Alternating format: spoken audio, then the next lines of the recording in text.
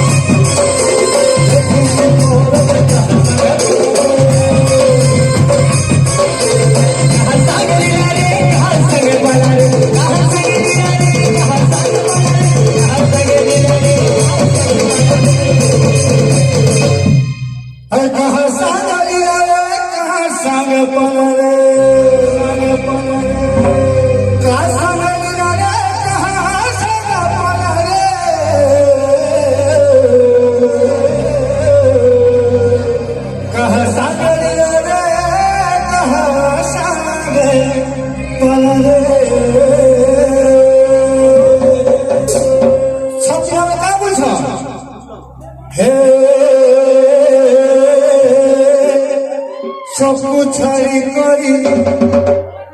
इस छपुरिया पिला सगा पलावे सब छाई करी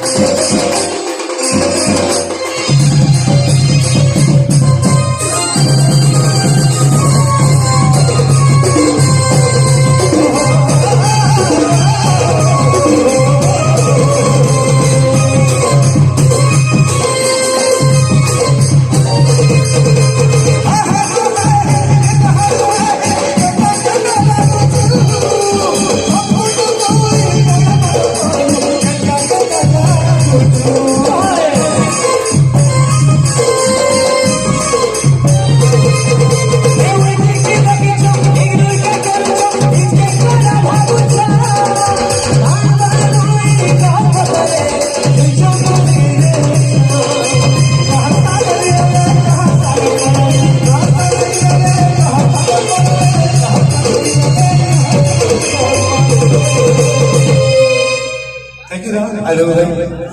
अरे कहा साना पला रे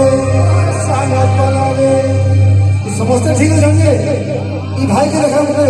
आहे दया माया कृष्ण बिहारी थैंक यू भाई सोचे भाई प्लीज स्टेज पे सर भाई बहुत प्यारा भाई हो गया ये खड़े में समझ गया पश्चिम ओडिशा जो আমার অজিত পতি ভাই মন্টু ভাজা আপনাদের मैं मुख्य इमान से लोग आ गया भाई के साथ वो स्टेज पे आके असल स्टेज पे खगे भाई से हो गया जे टाइम में कोरोना चल खिला गया हमें समस्त घर लुकी के खिला Thank you.